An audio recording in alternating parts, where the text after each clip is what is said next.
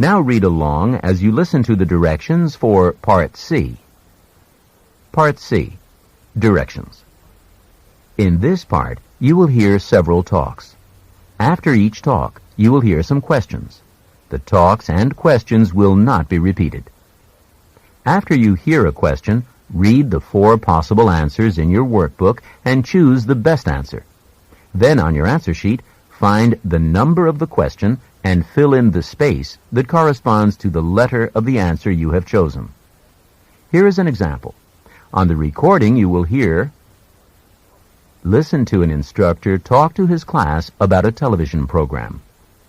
I'd like to tell you about an interesting TV program that'll be shown this coming Thursday. It'll be on from 9 to 10 p.m. on Channel 4. It's part of a series called Mysteries of Human Biology.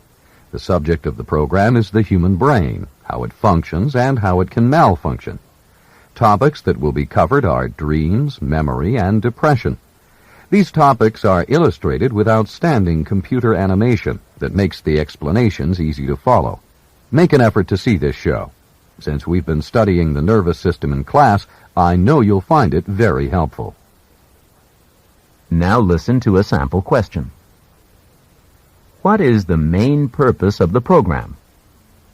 In your workbook, you will read A. To demonstrate the latest use of computer graphics. B. To discuss the possibility of an economic depression. C. To explain the workings of the brain. D. To dramatize a famous mystery story. The best answer to the question, what is the main purpose of the program, is C. To explain the workings of the brain. Therefore, the correct choice is C. Now listen to another sample question. Why does the speaker recommend watching the program? In your workbook, you will read A. It is required of all science majors. B. It will never be shown again. C. It can help viewers improve their memory skills. D. It will help with coursework. The best answer to the question, why does the speaker recommend watching the program, is D. It will help with coursework. Therefore, the correct choice is D. Remember, you should not take notes or write in your workbook. Go on to the next page.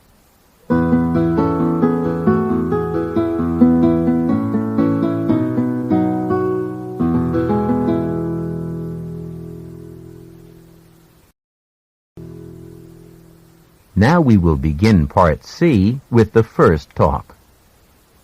Questions 39 through 42. Listen to a talk by an instructor in a biology laboratory. Before we start our first lab, I'd like to tell you a little bit about the workbook we'll be using. The first thing I'd like to point out is that the workbook contains a very large amount of material, far more than you could ever handle in a single semester. What you're supposed to do is choose the experiments and activities that you want to do, within a certain framework, of course. Part of my job is to help you make your choices. Next, I'd like to mention that in each workbook chapter, there are usually 2 subsections. The first is called Experiments, and the second is called Activities. In the Experiments section, the workbook gives full instructions for all the experiments, including alternate procedures. Choose the procedure you wish. There's plenty of equipment available. In the Activities section, you will find suggestions for projects that you can do on your own time. You'll see that there are usually no detailed instructions for the activities. You're supposed to do them your own way. If there are no questions, let's turn to Chapter 1 now. Number 39. What is the instructor describing?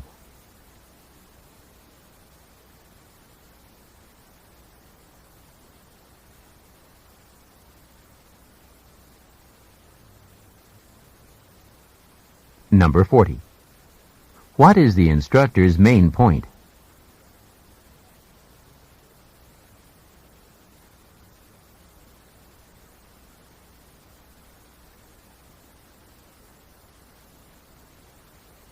Number 41.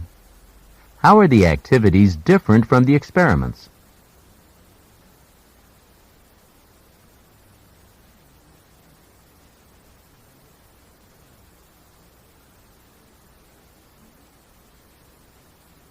Number 42.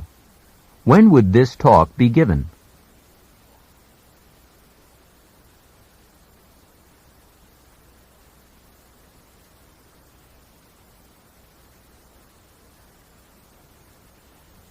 Questions 43 through 46.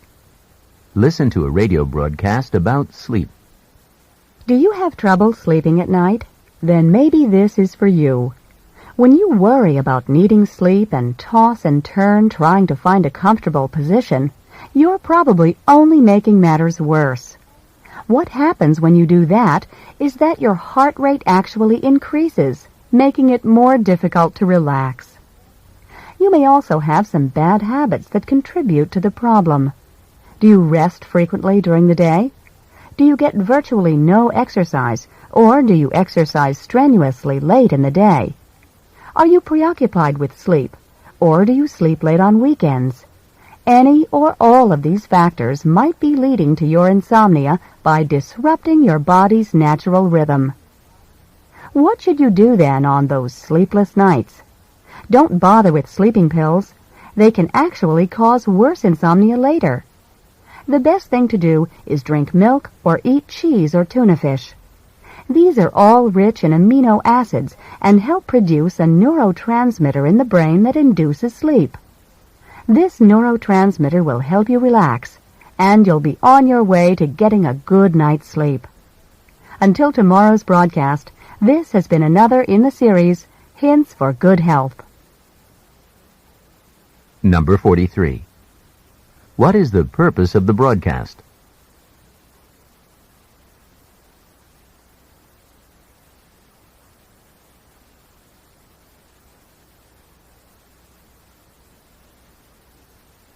Number 44. According to the speaker, what happens when you toss and turn to get comfortable?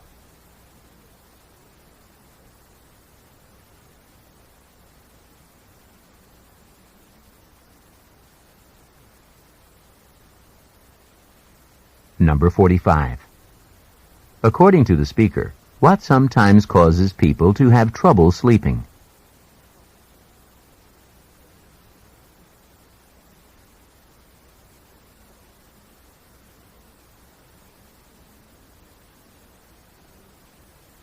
Number 46. What does the speaker say about sleeping pills?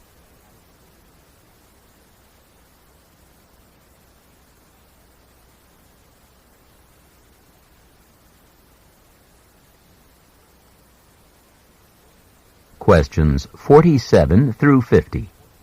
Listen to a professor talk to his city planning class. Today, we'll examine the role that private transportation, namely the automobile, plays in city planning.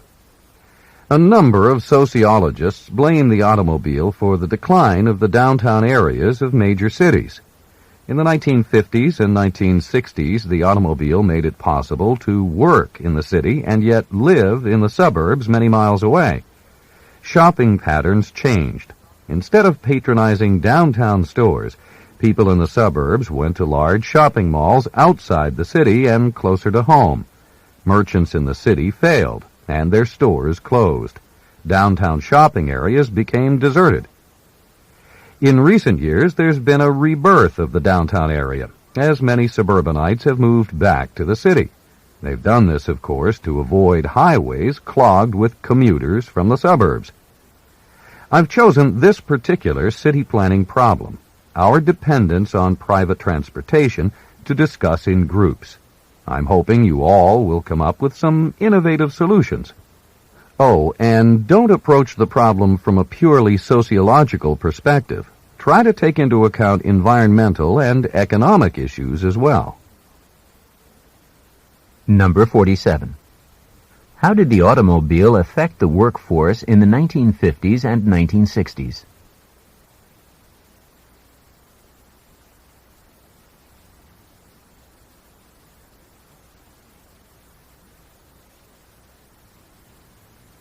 Number 48.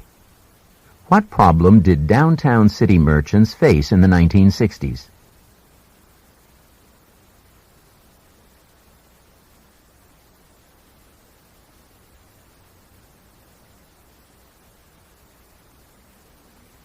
Number 49. According to the speaker, why are some people moving back to the city?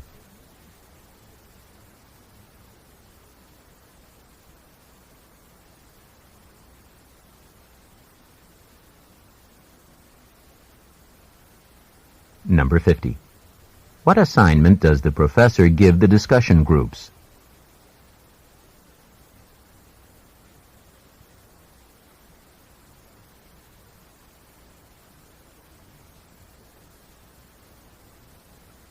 This is the end of Practice Section 1.